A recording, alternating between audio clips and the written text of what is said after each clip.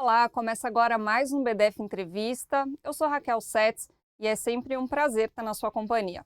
Hoje a gente vai falar sobre um assunto que tem causado preocupação no mundo todo, o Super El Niño. O que a ciência já sabe é que o El Niño já começou, isso lá em meados de junho.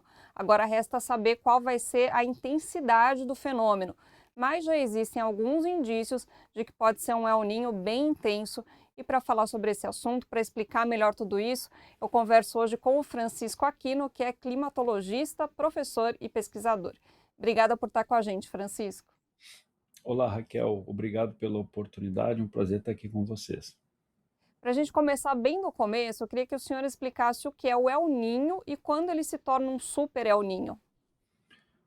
Bom, é uma pergunta muito importante e eu acho que sempre podemos contextualizar que o sistema climático do planeta Terra, ele é controlado a longo prazo pelos oceanos. E claro, os oceanos aquecidos tropicais do planeta Terra têm um papel importante na evaporação, liberando energia, dando o passo, né, controlando o clima da Terra.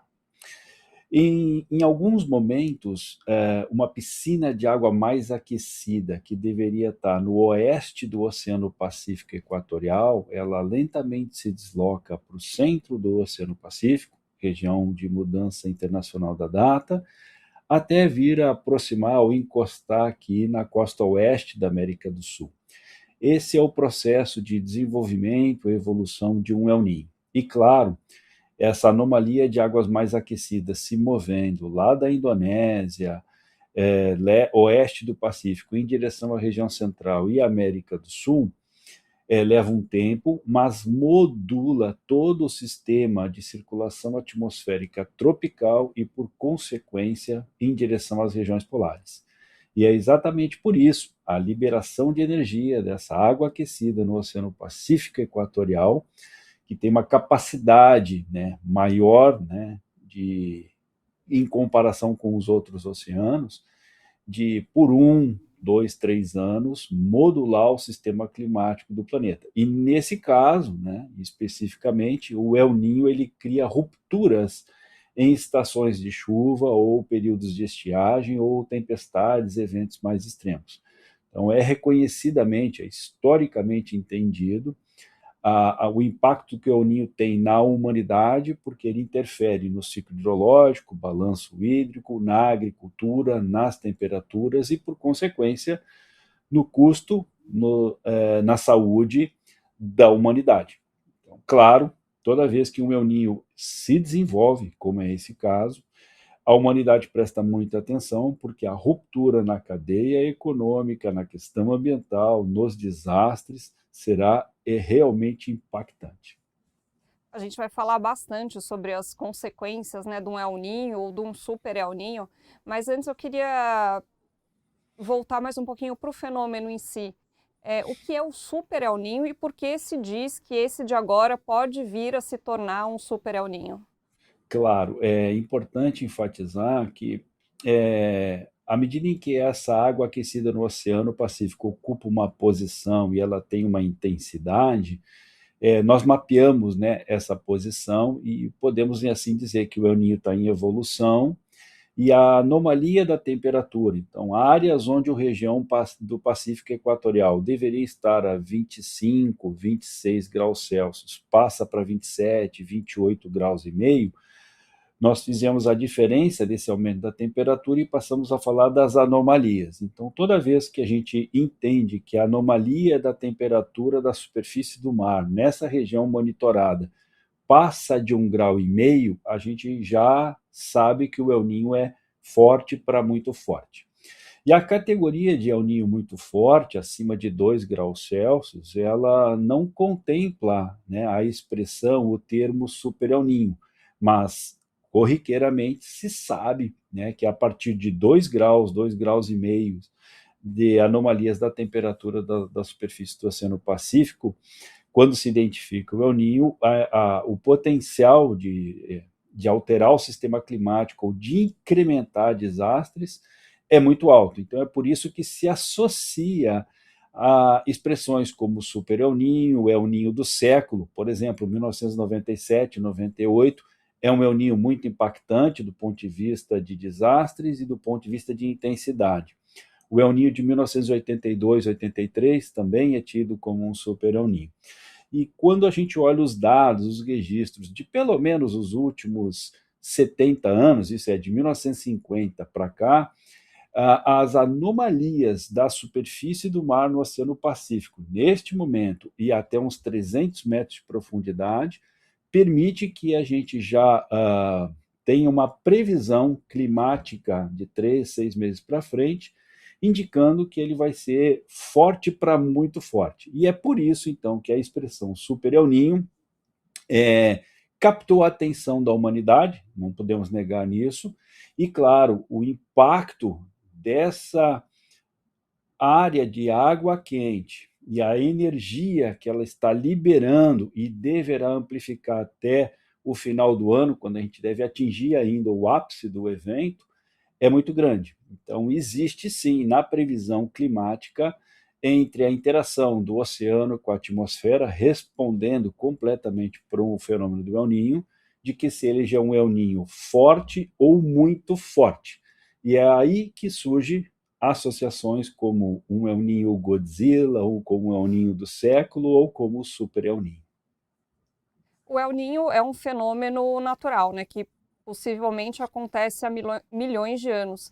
Mas as mudanças climáticas têm alguma influência nesse fenômeno de torná-lo ele mais intenso ou com uma periodicidade que ele aconteça mais vezes em menos tempo? Como que as mudanças climáticas, ou se as mudanças climáticas influenciam, aí pensando no fenômeno em si, não ainda nas suas consequências?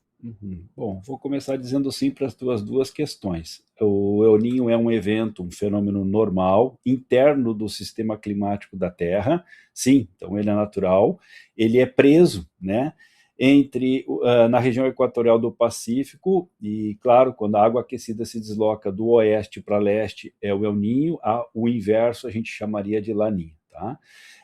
E claro, as mudanças do clima aumentaram a temperatura do nosso planeta, e boa parte desse aumento da temperatura se concentra nos oceanos. Os oceanos estão muito mais quentes. E o efeito combinado da mudança climática, aquecimento dos oceanos, nesse detalhe, e o El Ninho ou uma Laninha, é que a gente observou um certo aumento na repetição dos eventos. O El Ninho, ele costuma repetir, né, ressurgir entre 2 e 7 anos. E se a gente recordar, o último El Ninho marcante foi 2023, 2024. Então, aproximadamente, saímos desse El Ninho, fomos para uma Laninha e já retornamos muito rápido. Isso também é uma informação importante a se considerar nesse momento, né? O ressurgimento do El Ninho, a reorganização de um El Ninho tem sido muito rápida, com águas bem quentes. E é por isso, de novo, que a gente sempre associa a palavra Super El Ninho. Então, a mudança do clima, ela, de certa forma, ela está intensificando a repetição dos El Ninhos, e a combinação de um planeta mais quente, seja nos oceanos, seja na atmosfera, com um El Ninho especificamente, amplifica mais os eventos extremos. Então, todos os eventos extremos que nós observamos, por exemplo, entre 23 e 24, eles, sem dúvida alguma, são resultado da mudança climática mais o El Ninho amplificando estes eventos. O que deve, né, sem dúvida, acontecer, né, até pelo que se observa nas últimas semanas, como o mês de junho que passou, foi o segundo junho mais quente da história, é um mês que bateu recorde de temperatura de novo nos oceanos como um todo, não só na região do El Ninho, mas os oceanos estão anomalamente muito quentes, inclusive superando o ano de 2023, que foi o nosso ano recorde da história moderna dos registros dos oceanos.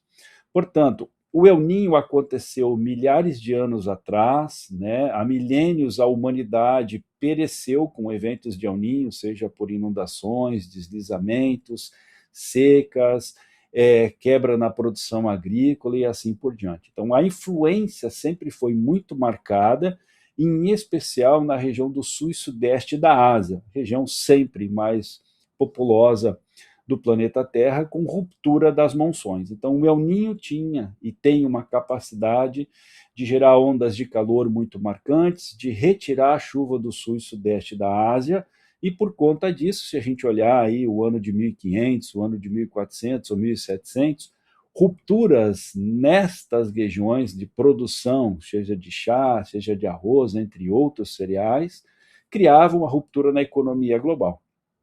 Até que em algum momento, né, o número de mortes, e isso a gente relembra historicamente, que é o El Niño de 1877-78, né, algo como quase 10, 15% da população mundial morreu por fome, falta de água, onda de calor, doenças associadas, né, ruptura na agricultura global. Se prestou um pouco mais de atenção e lá em 1878 é que se batiza o fenômeno de El Niño numa reunião de geógrafos aqui na comunidade no Peru, onde um capitão da Marinha relata o que os pesquisadores descreviam, que aproximadamente na virada do ano, no final do ano, a influência católica tem um papel nisso, né? A chegada do Natal, a chegada do menino, né? Mudava completamente a temperatura das águas e o clima do planeta naquela região. Então, por isso se associa o El Niño a essa ruptura marcada no seu auge, que é no final do ano. Bom, e dessa data até hoje, a gente então reconhece esse evento natural com sua periodicidade e, modernamente, o incremento dos seus impactos, porque estão combinados em um planeta mais aquecido. Pensando justamente nisso, né? A gente já tem um planeta bastante aquecido. Se vier esse super El Niño, deve ser uma combinação bombástica. É a pior combinação possível no cenário de mudanças do clima. Eu penso rápido para te responder essa pergunta. A mudança do clima ela acelerou nos últimos 5 anos, ela intensificou todos os eventos extremos, né? Então, nesse momento, é verão no hemisfério norte, as ondas de calor amplificam. Os oceanos quentes favorecem a formação de ondas de calor. Então, valores extremos de temperatura, estiagens secas, ondas de calor, derretimento da neve e toda a ruptura que isso causa na mobilidade humana, na agricultura, no balanço energético, no recurso hídrico e assim por diante.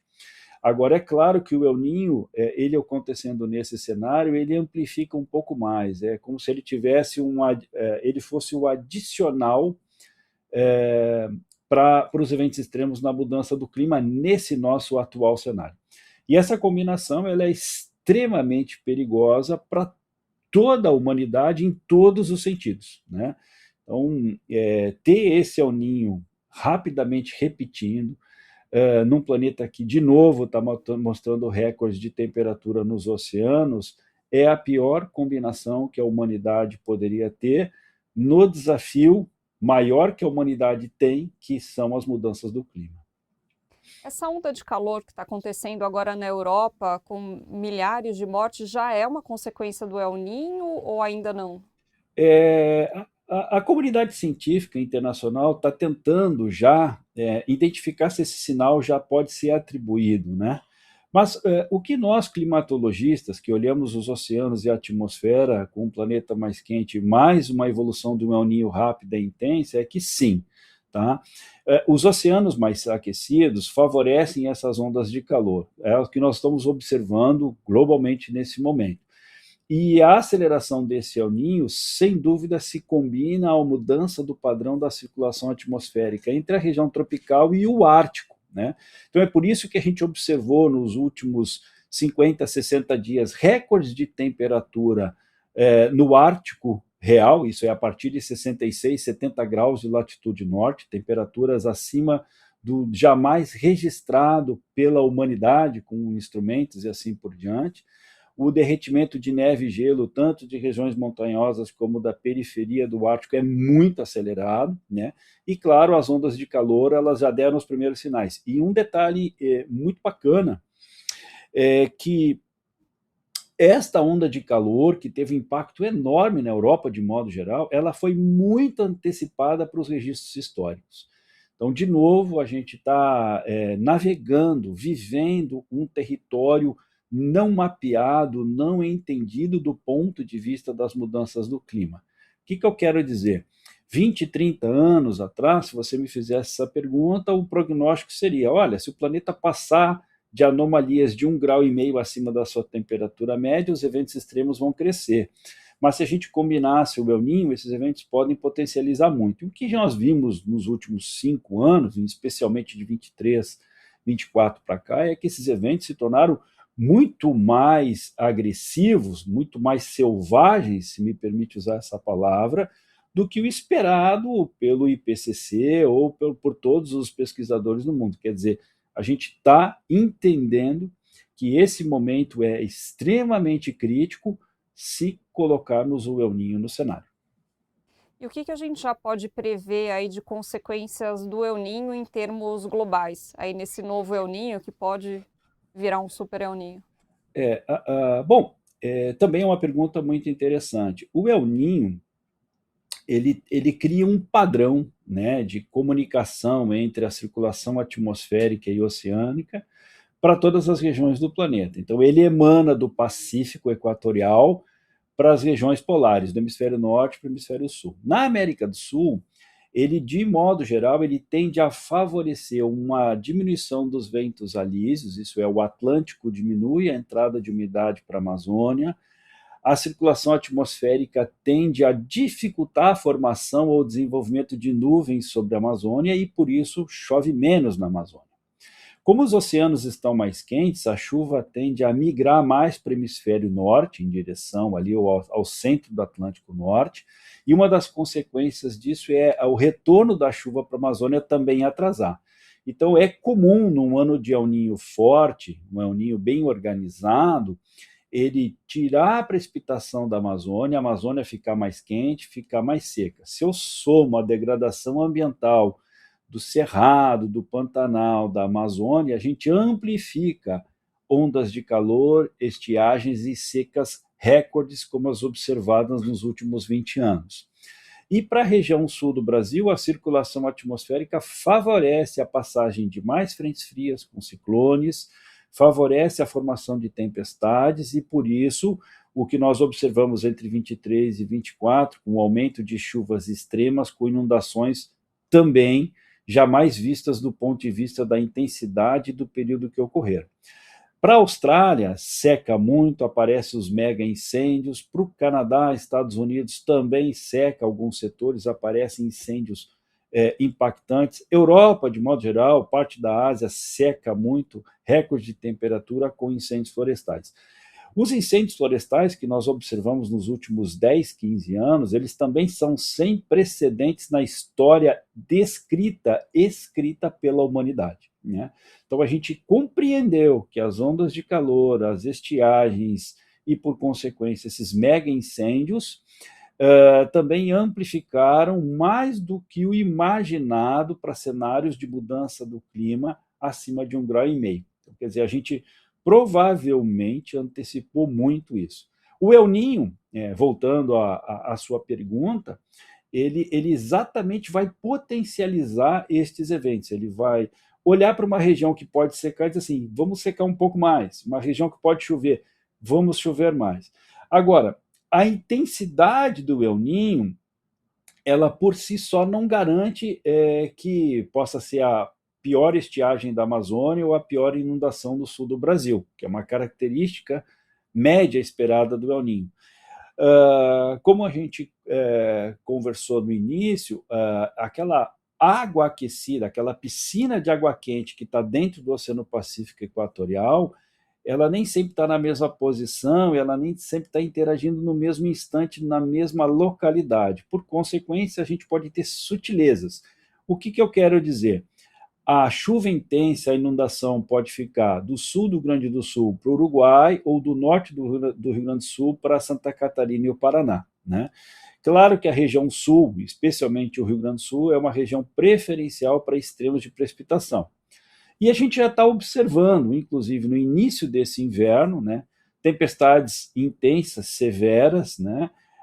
Algumas tempestades convectivas mais bem desenvolvidas, o que mostra que a entrada de uma frente fria, que o El Niño, por incrível que pareça, ele provoca, em alguns momentos, a entrada de ar frio mais canalizado da Antártica para a América do Sul, e por isso a gente observa mais extremos, uma onda de frio rápida, intensa, com tempestades severas como consequência na aproximação desses fenômenos. Agora, quando a gente pensa tanto em seca extrema quanto em inundações, isso tudo tem um impacto gigante na agricultura, o que por sua vez leva a um impacto econômico, social. Então, esse El Niño deve mexer aí com as bases do comércio mundial, do capitalismo.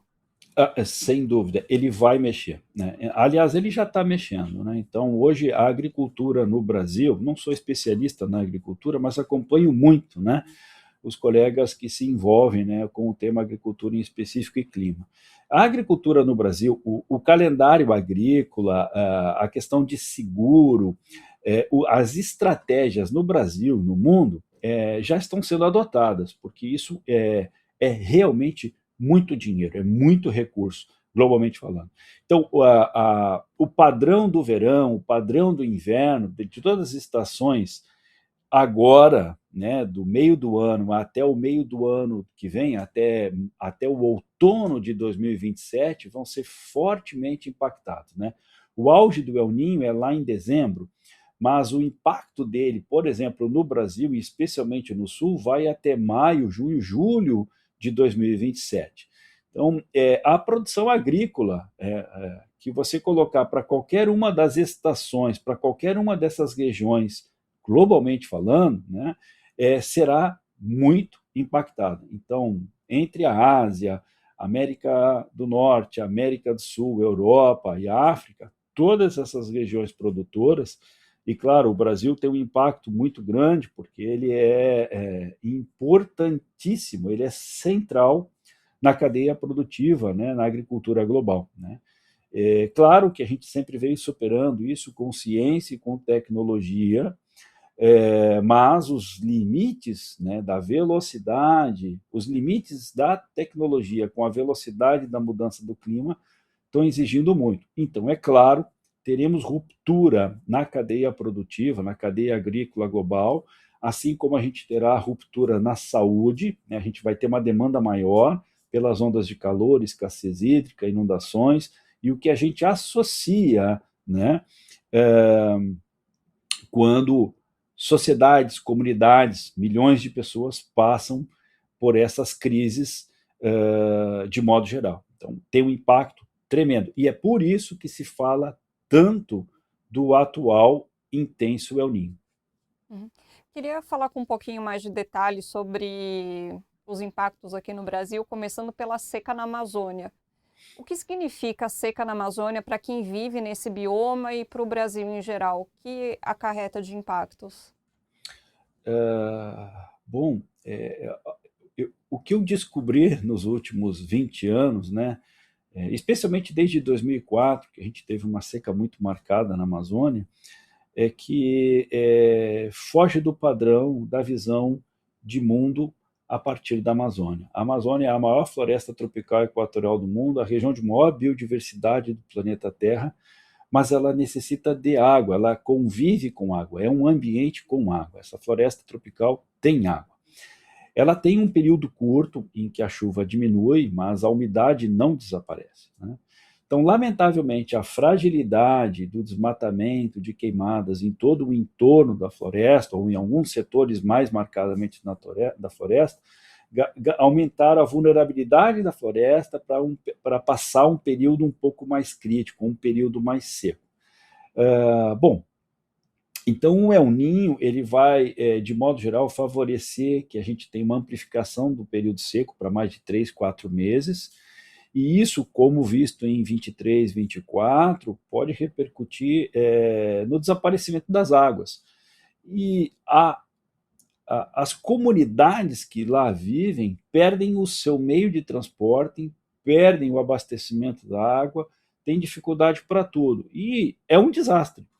Só que a gente tem que lembrar que como você faz atendimento, como você mantém saúde, alimentação, tudo que é necessário para a região amazônica, sem a água, sem o transporte, sem a mobilidade. Então você entra num regime drástico de desastre ambiental, social, e ainda sem transporte, né? Então isso é muito complicado, é um enorme desafio, né? Eu fico imaginando o que passa na visão dos gestores, por exemplo, uma defesa civil nacional, etc., quando a gente pega a maior floresta tropical do mundo, ela fica seca e você precisa atender, né, as comunidades que lá vivem.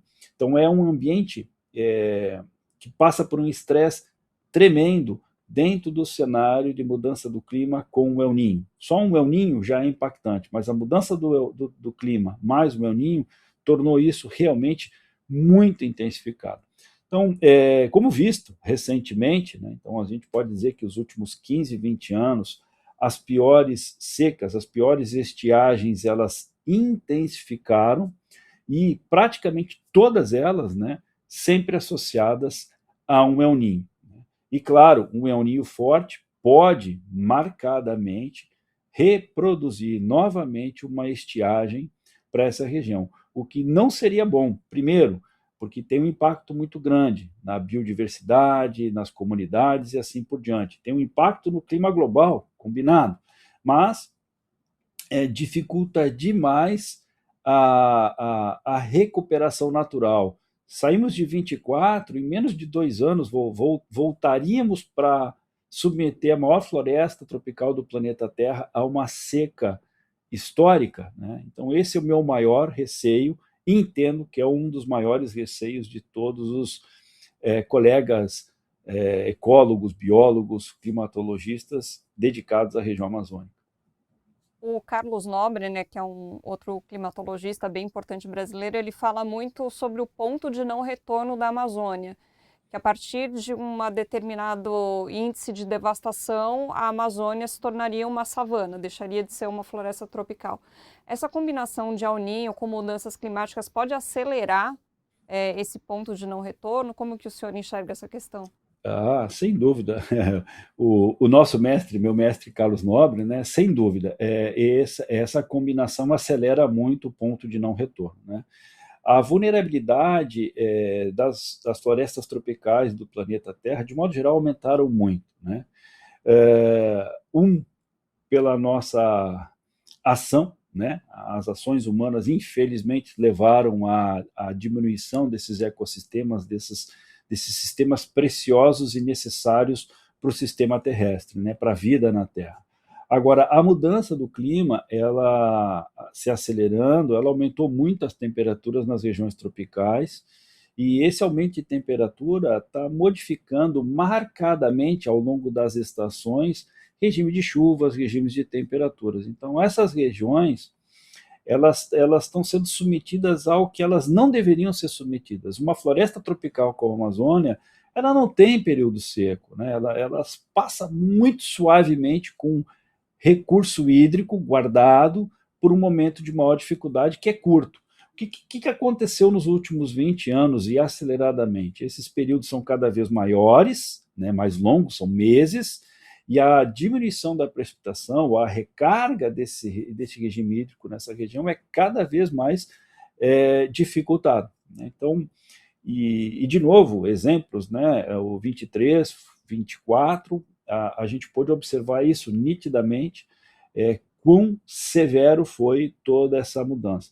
Então, isso é uma contribuição, lamentavelmente falando, acelerada para que a gente atinja os pontos de não retorno.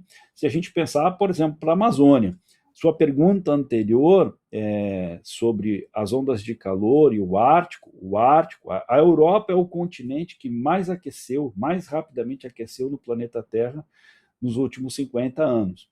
E a periferia do Ártico, as geleiras derreteram muito, então Groenlândia, Islândia, entre outros.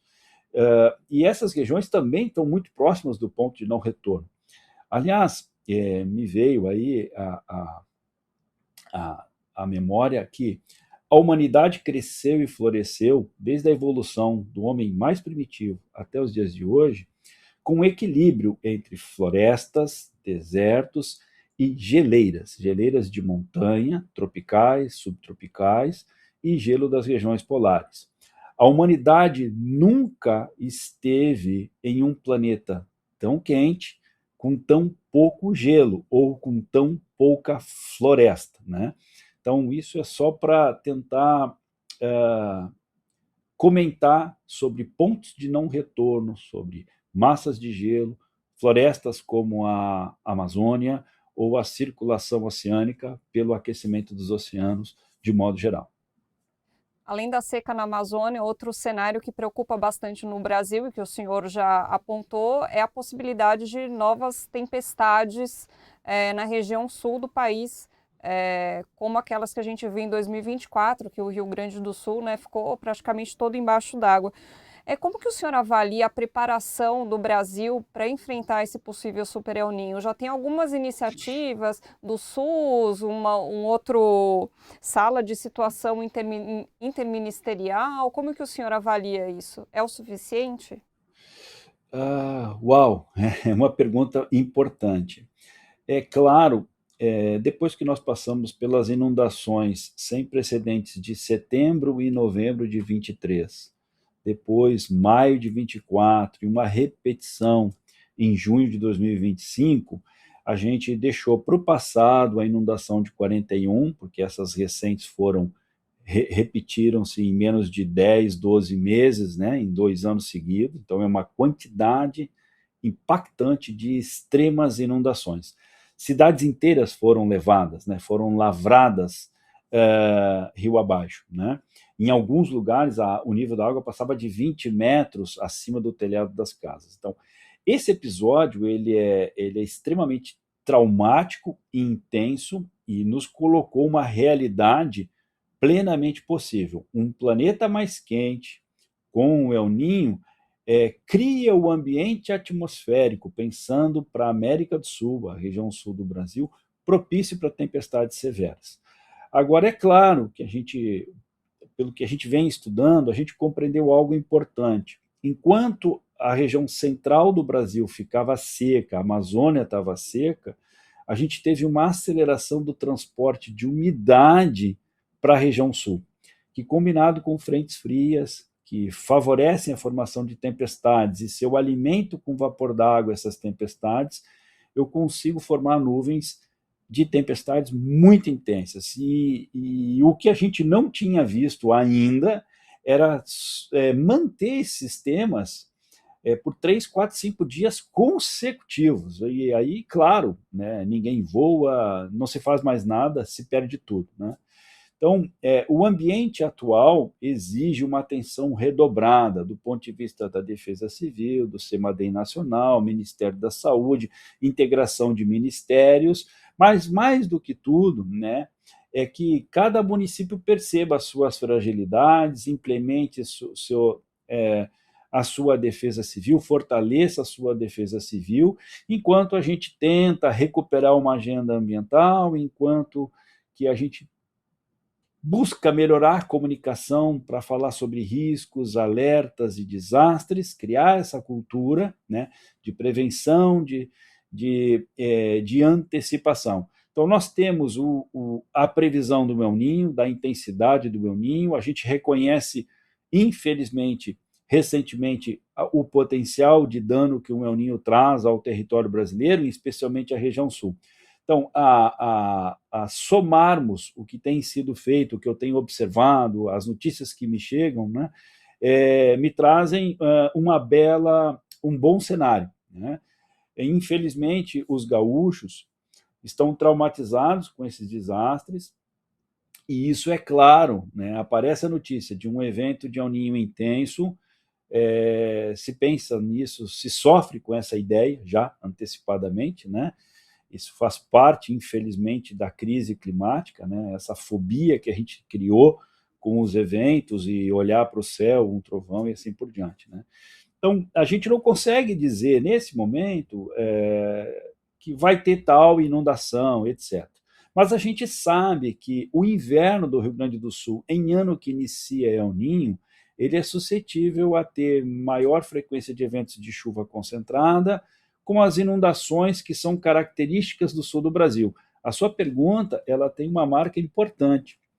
Boa parte da região central do Brasil, nessa época do ano de inverno, caracteristicamente é seca, né? Então, São Paulo, Minas Gerais, Rio de Janeiro, Goiás e assim por diante, né? Então, essa região é seca. E o sul do Brasil tem chuva regular o ano inteiro, e nessa época é associada a ciclones e frentes frias, né? Porém, com o El Ninho, a temperatura sobe, a gente rivaliza a frente fria com o ar mais quente e úmido, e por isso a gente viu nessa última semana e meia tempestades, inundações.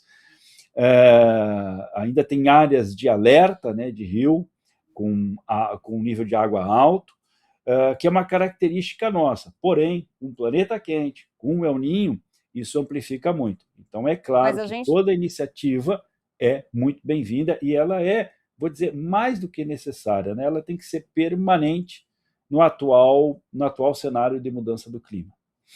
a gente está bem preparado, então? Eu acho, nós estamos preparados. Eu vou dizer que não tem nenhum país no mundo hoje bem preparado. Eu acho que o correto seria dizer isso. Nações como a Alemanha, por exemplo, França, Itália, Inglaterra, lamentavelmente perderam muitas pessoas nas últimas ondas de calor, isso nos últimos 5 anos. E são países que têm sistemas de previsão do tempo e alerta muito antigos, comunidade científica extremamente experiente, etc. Mas teve erros na gestão, no alerta, na antecipação da informação, etc. E, claro, a população reconhecer seu risco. Tá? Então, é correto, na minha visão, dizer que hoje não tem um país muito bem preparado para os desastres frente às mudanças do clima, junto com um El Ninho intenso.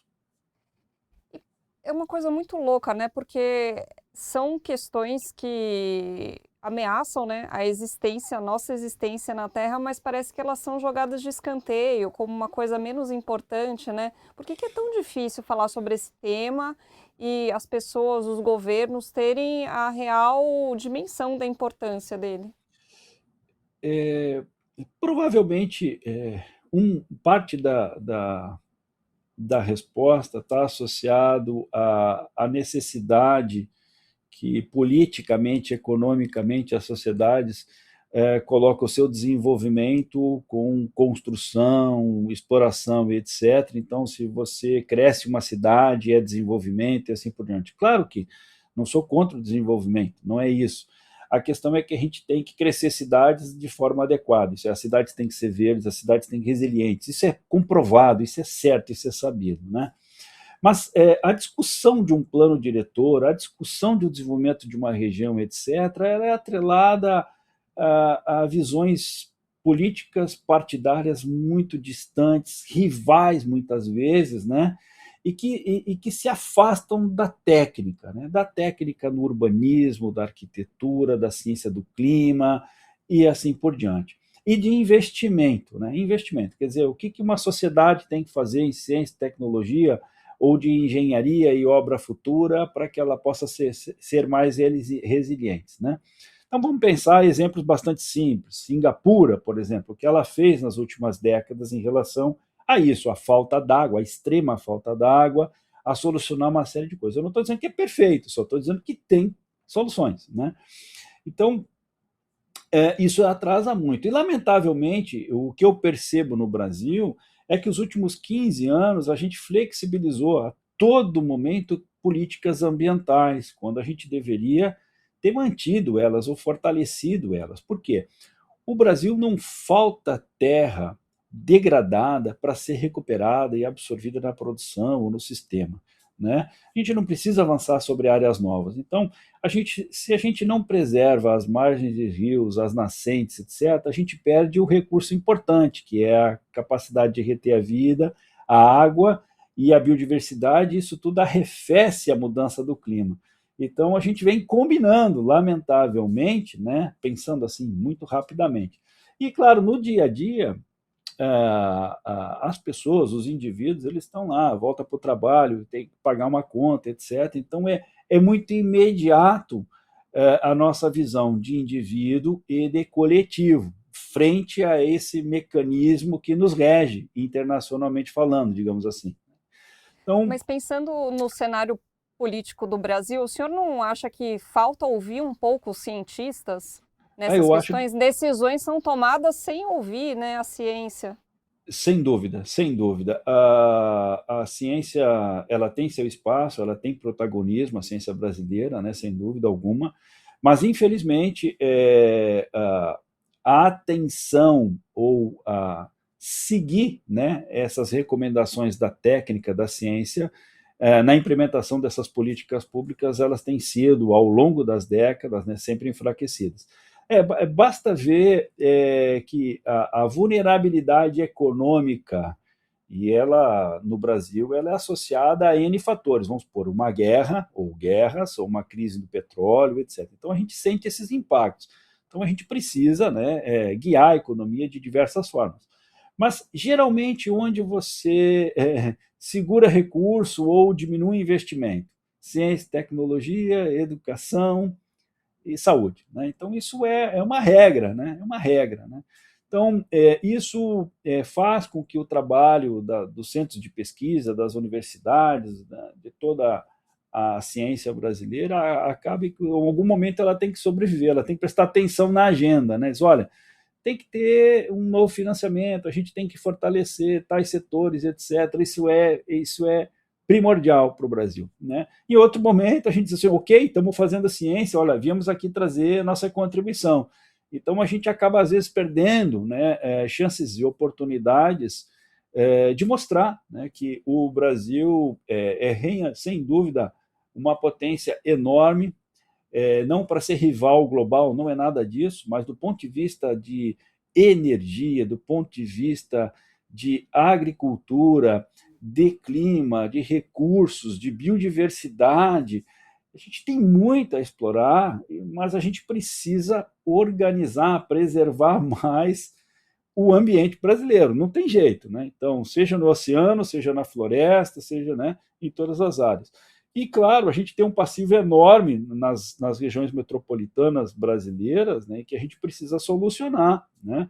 Precisa melhorar a mobilidade, precisa melhorar a qualidade do ar, precisa mobilizar um monte de coisa. Então, a gente não está conseguindo fazer isso, a gente não tem conseguido espaço e o tempo na velocidade em que todas as mudanças do clima estão acontecendo. Aquilo que a gente comentava nos anos 90, né, primeiro IPCC, lá, o primeiro relatório, 91, 92, veja bem, nós praticamente estamos repetindo as mesmas coisas, só dizendo que, olha, a gente viu que subiu, intensificou, intensificou, intensificou e segue intensificando. Né? Então, o Brasil hoje, no meu ponto de vista, ele está sobre um cenário de mudança do clima, de intensificação de eventos, como se fosse 2060, 2070 aproximadamente. Né? Então, como é que a gente faz uma política pública, pensar o país em 2050, se a gente já tem impactos da mudança do clima antecipadamente ou aceleradamente, que é o que aparentemente não, é o que a comunidade científica internacional está entendendo que aconteceu nos últimos 5 anos. Francisco, muito obrigada pelo papo, para a gente entender melhor tudo que está em jogo aí nesse novo El Niño. Obrigada pela sua participação com a gente. Agradeço bastante essa oportunidade, é sempre muito bom a gente ter um espaço para falar um pouco em nome da pesquisa e da ciência brasileira. Obrigado. Assim a gente encerra o BDF Entrevista de hoje. A gente se encontra no próximo programa. Tchau.